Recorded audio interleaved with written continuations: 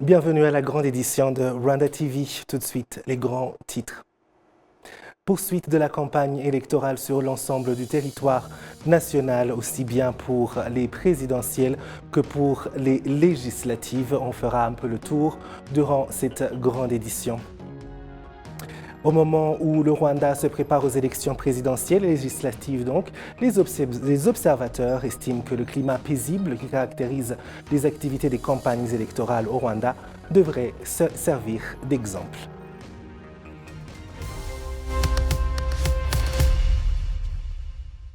Encore une fois, bienvenue chers téléspectateurs de la télévision rwandaise. Je suis David Carmel Ingabire, c'est une joie de vous retrouver. Je vous le disais en titre, poursuite de la campagne électorale sur l'ensemble du territoire national, aussi bien pour les présidentielles que pour les législatives. Le candidat à la présidence du FPR Inkotanyi et ses alliés, Paul Kagame, était lundi en district de Muhanga et ce mardi dans la capitale de Kigali, plus précisément dans le district de Nyarugenge. Hier, en district de Muhanga, il a indiqué en s'adressant à ses partisans que même si certaines personnes feignent ne pas comprendre les choix et le parcours du pays, les résultats du travail accompli sont là pour leur rappeler. Le point avec Patrick Milidandi. D'abord lundi, en début de matinée, sous l'ovation de ces milliers de partisans, avec des chansons à la gloire des réalisations atteintes depuis 1994, le candidat président du FPR, Paul Kagame, est d'abord arrivé au stade de Ngororero. Il était attendu par des populations venues des districts voisins. Bien que dominants en nombre, les partisans du FPR étaient aussi accompagnés des adhérents d'autres formations politiques alliées ayant choisi de soutenir la candidature du FPR Inkotanyi. Vincent Biruta, président du parti politique PSD, Parti social-démocrate, a indiqué que les différentes réalisations du pays n'auraient pas été possibles sans le leadership et la gouvernance du FPR qui a sorti le Rwanda du chaos, raison pour laquelle sa formation politique, le PSD, a décidé de soutenir Paul Kagame. Paul Kagame n'a pas eu la chance de vivre une partie de sa vie au Rwanda à cause de l'histoire tragique du pays et de la politique divisionniste de ses dirigeants de l'époque. Mais il n'a jamais oublié ses racines. Nous, au PSD, avons fait ce choix judicieux, avec les candidats exceptionnels qu'est Paul Kagame. Un leader bien aimé et reconnu tant au Rwanda qu'à l'échelle internationale. Le candidat Paul Kagame a déclaré que la collaboration du FPR avec d'autres partis politiques n'est pas un signe de faiblesse, mais plutôt une démonstration d'engagement et de force. Kagame a également réitéré à ceux qui critiquent les Rwandais pour avoir fait leur choix, soulignant qu'il est temps pour eux de comprendre que les Rwandais comprennent bien l'essence de la démocratie.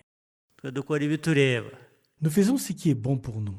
Certains se demandent comment le 100% est-il possible, alors qu'il n'y a pas de démocratie. J'ai demandé à quelqu'un l'autre jour, qu'en est-il de ceux qui sont gouvernés par des dirigeants qui ont obtenu 15% de voix et ont été élus par 30 ou 40% des électeurs. Comment appelle-t-on cela? La démocratie? Les habitants du district d'Ngororero ont déclaré que voter Paul Kagame était leur façon de montrer leur appréciation pour la façon qu'il a su transformer leur vie au cours des 30 dernières années. Voter Kagame est un bénéfice pour les Rwandais parce que Kagame a mis fin au génocide contre les Tutsis. Les veuves ont eu une voix et les orphelins ont retrouvé leurs droits. Sincèrement, il a fait de bonnes actions pour nous. Dans l'après-midi de lundi, le candidat du FPR à la présidence, Paul Kagame, a poursuivi sa campagne électorale en district de Muhanga, sur le site de Chongwe. Sur place, il a été reçu par des milliers d'habitants de Muhanga et des districts voisins de Ruhango et Kamonyi. Les habitants et les membres du FPR Inkotanyi ont démontré qu'ils avaient beaucoup d'amour et de confiance en lui en raison de ce qu'il a accompli au cours de son mandat de 7 ans. Ils ont indiqué vouloir voter pour lui lors des prochaines élections. Nous avons hâte. Nous ne pouvons pas attendre le 15 juillet. Nous voulons voter pour lui. Paul Kagame a noté que les 5 prochaines années seront axées sur le renforcement des performances grâce à une résilience continue, plutôt que sur l'attente de la miséricorde de Dieu. N'attendez pas de dépendre de quelqu'un qui vous dit vous aimer. Je ne sais pas qui d'autre pourrait vous aimer plus que votre propre pays. Mais n'attendez pas une validation externe ou une dépendance. Comptez plutôt sur vous-même. Les activités des campagnes des candidats d'IFP Ingotagni au poste de président de la République se sont poursuivies en district de Nyarugenge et le choix s'est porté sur le site de Bugarama où le candidat d'IFP Ingotagni, Paul Kagame, a été chaleureusement accueilli par des milliers de personnes venues des différents coins de la ville de Kigali. Paul Kagame a souligné que bien qu'il y ait eu de nombreuses réalisations au cours des dernières années, cela n'était pas un moment pour s'enfermer dans l'autosatisfaction, mais que cela devrait servir de catalyseur pour beaucoup pour conduire au développement souhaité. Philippe Maïmana, le candidat indépendant à la présidentielle de juillet prochain au Rwanda, se déclare résolu à poursuivre sa campagne électorale dans tout le pays pour détailler son programme politique qui, selon lui, propose beaucoup de nouveautés. Indication faite au terme d'une campagne électorale en province de l'Est. Jean Damascène Manichime nous fait le point. Le candidat indépendant à la présidentielle, Philippe Maïmana, émet le fait que ces élections soient différentes de celles de 2017, où il était également liste pour la magistrature suprême. Et à lui d'ajouter qu'il est bien conscient des tâches qui incombent au chef de l'État. Je souhaite que ce scrutin soit d'une certaine manière, ou disons sérieusement différent du précédent, de 2017. Améliorer mon score si je ne peux pas gagner complètement. Et puis, je souhaite aussi que les Rwandais fassent aussi la différence. La différence, c'est montrer que nous ne sommes pas là. Ce n'est pas une manifestation anodine, comme on peut le penser. Hein? Il y a certains qui pensent qu'on est en train de jouer. Non, c'est le moment de proposer des instances qui vont diriger notre pays les 5 prochaines années. Et si je suis là, c'est que je souhaite y participer. Si ce n'est pas au plus haut sommet, lequel niveau je vais participer, je dois le mériter. C'est ça, c'est pour ça que je suis là. Donc tous les atouts sont là pour qu'un nouveau président, qu'il soit différent de celui qui est là, peut faire mieux. Donc nous avons la jeunesse, nous avons la technologie, et puis surtout, moi, je ne rigole pas quand je dis que j'ai aussi l'exemple. Le président qui est concurrent à moi, Paul Kagame, il sert aussi d'exemple. Je ne peux pas cacher ça. Et donc, nous pouvons partir déjà de ce qu'il a construit et ajouter de nouvelles choses. Dans son programme, le candidat Philippe Maïmana compte aussi faire du Rwanda le porte-flambeau du panafricanisme, compte tenu de son expérience du passé.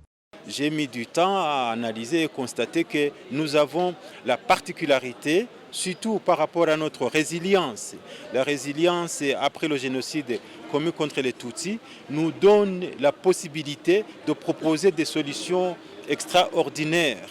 Et parce que tout ce qui a fait freiner ce projet, c'est le manque de résilience face à l'histoire sombre que les Africains ont eu. Et parfois les pays, même les gouvernements, les Africains, ils ont peur de créer un changement, de montrer que la pendule peut se renverser et que l'Europe peut aussi avoir besoin de l'Afrique. Et là, je soutiens par exemple le rôle de mon pays, le Rwanda, à donner des solutions aux problèmes européens. Avec des réformes et des projets nouveaux qu'il propose dans le pays, Philippe Maïmana compte sillonner tous les coins du pays pour présenter son programme aux électeurs. Notre rôle, c'est de montrer que nous avons aussi la capacité d'agir mieux, ou bien d'agir comme, et puis voilà, faisons le temps au temps. La procédure de campagne, elle est différente. Je me limite d'abord à donner le message que j'ai préparé. Et nous avons beaucoup de médias qui relaient ce message. L'important, c'est ma présence dans chaque district et qu'aucun habitant du district ne se sentent négligés, oubliés par Maïmana Philippe. Donc je serai dans tous les districts, je ne compterai pas le nombre de participants à mes meetings, mais je suis sûr que tous mes messages arriveront à destination dans tous les coins du pays. Après la province de l'Est, Philippe Maïmana poursuivra mercredi sa campagne électorale au nord du Rwanda, dans les districts de Burera et de Musanze. Lundi, le Parti des Verts, Green Party, a mené sa campagne dans les districts de Ngoma et Kayonza. Le candidat Franck Habineza a assuré aux personnes qui utilisent l'assurance maladie communautaire qu'elles bénéficieront de plus de services liés à l'accès aux médicaments dont elles ont besoin s'il est élu. Les précisions avec Patrick Niridandi.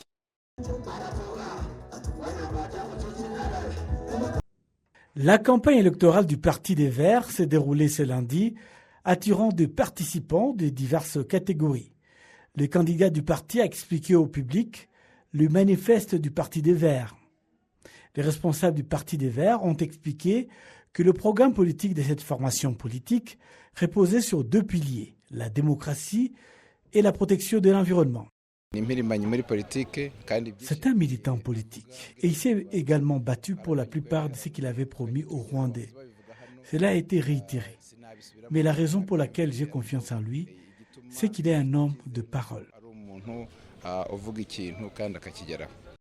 Franck Habineza, candidat du Parti des Verts, souligne que l'une de ses priorités est de garantir que les personnes malades aient accès à des bons soins de santé et puissent accéder facilement aux médicaments.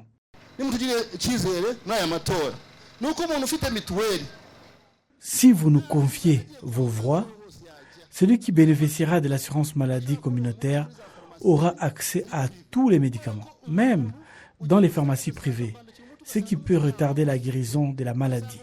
En fait, nous ajouterons les fonds de l'assurance maladie communautaire afin de permettre à chacun d'accéder aux médicaments et aux soins de santé en tout lieu.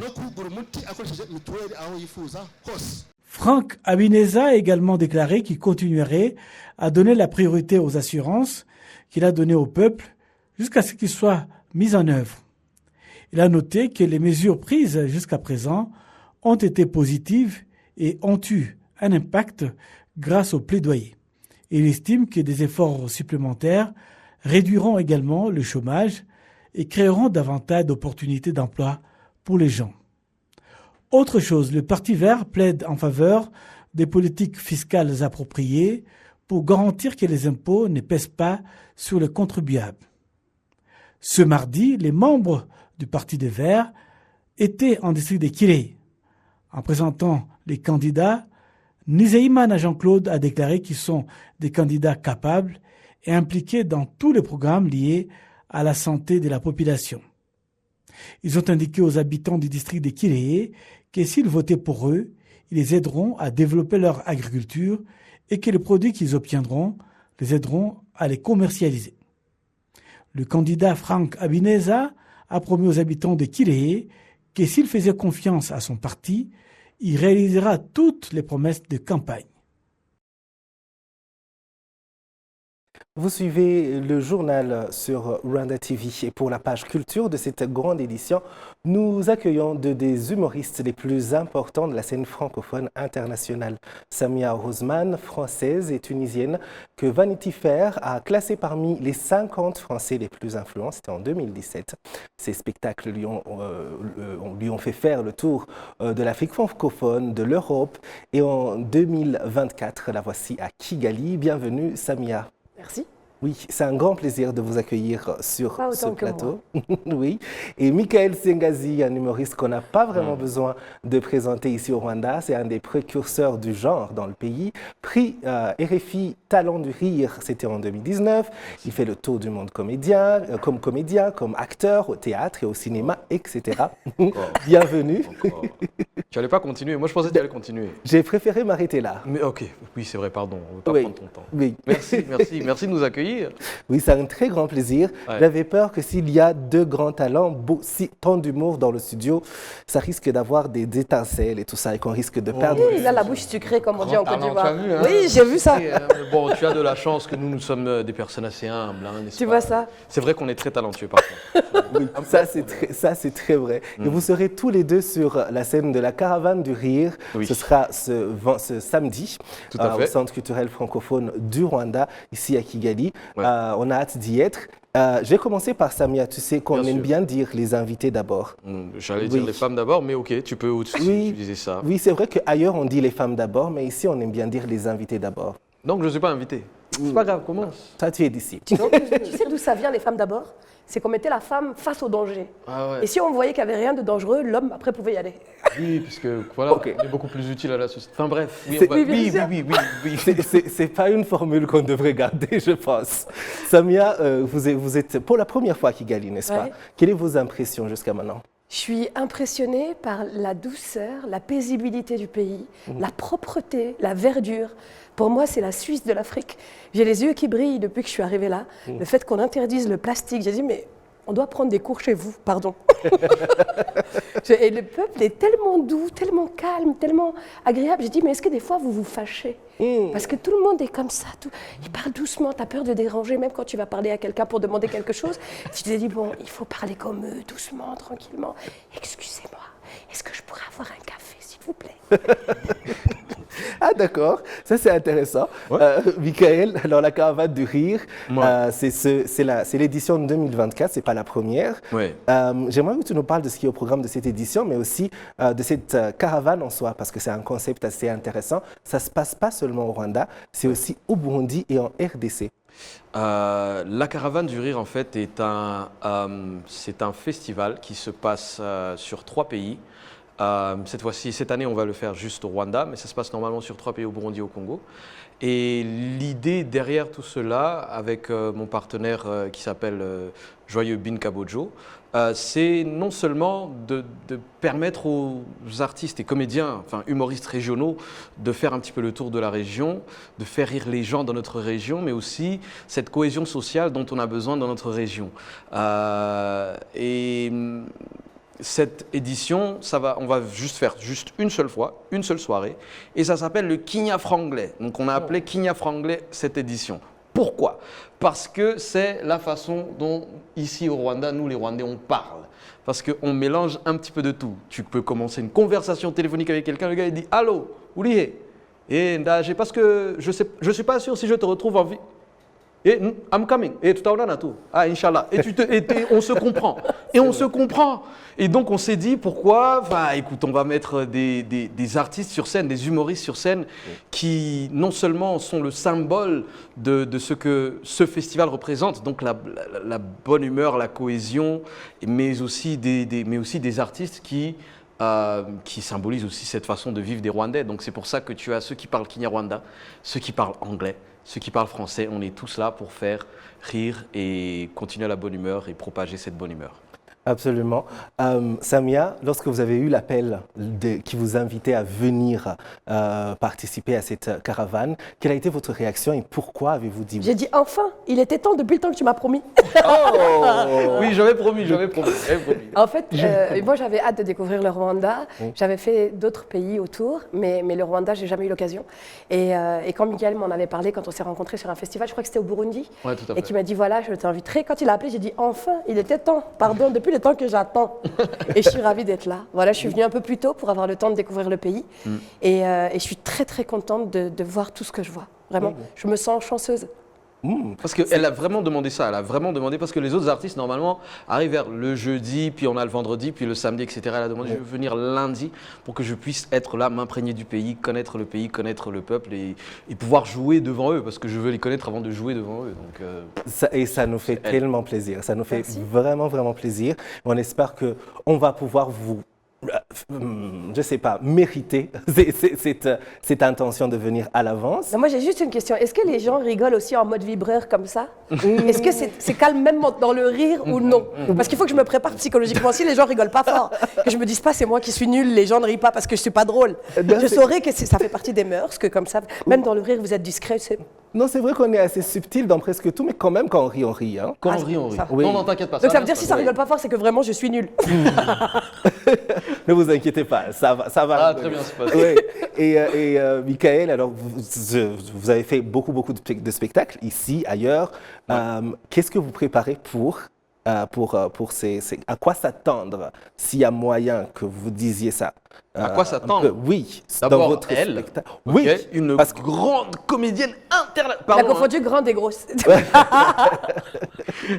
Oui, mais tu veux dire à quoi s'attendre le jour du spectacle? Oui, je dis de ta part. Parce De ma part? Oui. Ah! Parce que tu es ici en tant qu'organisateur et aussi performeur. Tout à fait. La performance de Michael Sengazi. On t'a vu souvent sur scène en tant qu'acteur récemment. Tout à fait. Mais en tant qu'humoriste, Ouais. c'est le retour. À quoi s'attendre un peu? Écoute, je pense que l'un des sujets que je vais aborder, c'est les voyages. Parce que comme tu le sais, récemment, je suis parti jouer au Canada. Et j'ai vu, on est différents, hein. On est différents. Donc, je vais juste m'arrêter là parce qu'il y a des différences, mon Dieu. Mais je parlais de ça, mais aussi de la vie de tous les jours et de mon quotidien et du fait que ma mère soit fatiguée, que je ne dois pas marier. Mais enfin, on ne va pas s'étendre sur ces sujets parce qu'elle va se rappeler si elle voit ça. C'est un appel à la télévision nationale aux candidatures spontanées. Voilà, donc samedi, la mise en vente de ce joli garçon vous attend. Vente aux enchères. Vente aux enchères. Je me propose pour le faire. Et de votre part, est-ce que vous pouvez déjà un petit teasing de ce qui nous attend? On sait déjà. Pourquoi que les gens viennent? Pourquoi tu veux qu'on joue? Mon ami, le gars veut qu'on donne tout gratuit. Si on donne gratuit, qui va payer? Qui va venir? Personne. On va se retrouver entre nous. Je vais jouer devant toi, tu vas jouer devant moi et puis c'est fini. Vous n'avez qu'à venir. Si vous voulez rigoler, vous n'avez qu'à venir. Je vois ça. Quand tu as... D'accord, c'est tout ce qu'il nous fallait. Moi, j'avais besoin d'un avant-goût et je pense que j'ai ce qu'il me faut là. J'ai ce qu'il me faut. Samia, vous avez cette sorte de signature qu'on retrouve souvent dans la majorité de vos sketchs où vous reprenez, imitez les personnes qui vous entourent, les peuples, les gens que vous rencontrez. Pourquoi cette technique-là? Est-ce que parfois vous n'avez pas peur que ça puisse passer pour de la dérision peut-être? La dérision, c'est notre métier. Donc, c'est bien si ça passe pour ça. Après, de la moquerie, non. C'est toujours rempli d'amour, en fait. Et c'est peut-être pour ça que ça passe. Parce que moi, souvent, j'ai vu des réflexions de gens qui ne comprenaient pas en disant « Oui, mais pourquoi quand c'est elle, ça passe? Et puis quand c'est un franco-français, ça dérange. Peut-être parce que moi, je ne singe pas les gens. Peut-être parce que c'est fait avec beaucoup d'amour. Peut-être que c'est fait avec de la justesse. Peut-être que j'ai pris le temps de connaître les gens, de les fréquenter, d'apprendre à connaître un petit peu leur culture avant d'en parler. Je ne suis pas là pour singer et grossir des traits de personnes. Au contraire. La plupart des humoristes, quand ils montent sur scène, ils commencent par imiter leurs parents. Pourquoi? Parce que c'est les personnes qu'ils aiment le plus au monde. Moi, ces peuples que j'imite, c'est les gens que j'aime le plus au monde. Et voilà pourquoi je parle d'eux. Donc, ma meilleure amie, elle est malienne. J'ai grandi avec elle. Quand j'entendais sa maman parler, je m'amusais à l'imiter. Ma copine me disait « Ah, tu te moques ?» J'ai dit « Mais non, mais parce qu'elle est mignonne. Son accent, sa manière de parler, c'est touchant. Elle fait l'effort de parler la langue française, même si elle ne l'a pas étudiée. Et les images qu'elle emploie sont tellement drôles que ça mérite d'être imité et d'être rejoué. » Donc, c'est ça. Moi, souvent, on me demande est-ce que j'ai vécu en Afrique. J'ai dit oui. Ils m'ont dit ah oui, où ça? J'ai dit dans le 93. Parce qu'on a grandi en banlieue parisienne, entre enfants d'immigrés. On était entre nous. Et c'est en apprenant à connaître les autres que j'ai appris à les imiter. Et ça marche. Pour moi, la première fois que j'ai vu, j'ai senti que c'est une personne qui connaît ou que je connais et qui me fait voyager à travers tout ça et connaître plus de peuples. Et on a hâte de voir ce qu'elle va nous proposer donc ce samedi. Mais on est presque à la fin de cette grande édition et de cette page culturelle également. Quel est peut-être le dernier message que vous avez pour le public qui vous suit? Venez, ne demandez pas d'invitation. Mon billet d'avion a coûté cher. Il faut rentabiliser, pardon. Non, que les gens viennent et puis qu'ils viennent et puis qu'on passe un bon moment ensemble, c'est tout. Ouais. Absolument. Samia, un mot? Moi, j'ai hâte de découvrir le public rwandais. Je suis très contente d'être là à Kigali. Et si ça peut vous motiver, moi, à la sortie, j'attends les spectateurs jusqu'à la dernière personne pour faire des photos et des vidéos avec tout le monde. Donc, si ça peut vous motiver à venir, welcome, on vous attend. Oui, nous étions donc avec Samia Orozman et Michael Sengazi. Ils seront tous les deux donc sur la scène de la Caravane du Rire. Ce sera au Centre culturel francophone du Rwanda. Ce sera ce samedi 29 juin.